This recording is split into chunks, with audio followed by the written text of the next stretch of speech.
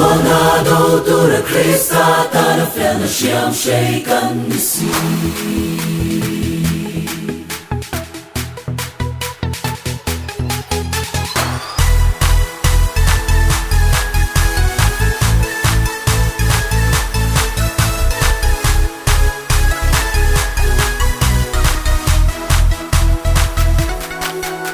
Kan vang lai ni te hi are do love. Kan vul lai ni te po toy na nyama. Zu vang ni vang lai ni ya siam tu shereng la.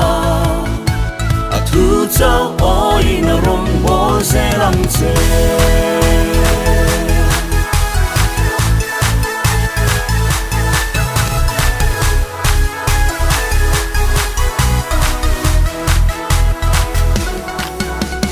Vang lai ni te hi are don love. Kan vul lai ni te po suai nan liama. Su vang lai ni ya siam tu shereng la. A tu zao oi na rong bo se lang se. Phật la sa anim masai. Lalparong kan vô zero Sualin linh thì buai chi masala Kan ne selam kan en kim mai Krista ta ani Suanado tura Krista ta na fel na siam shay kan nisi.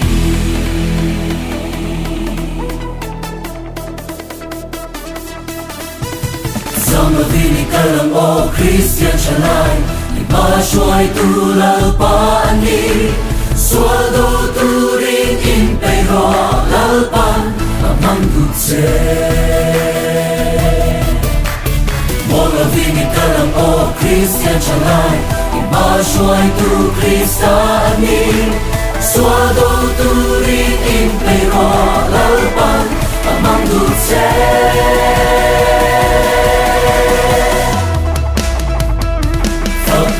Sa amin masain Lalparong kan vô zero Sualin min ti buai chi masala Kan ne selam kan en kim mai Krista ta ani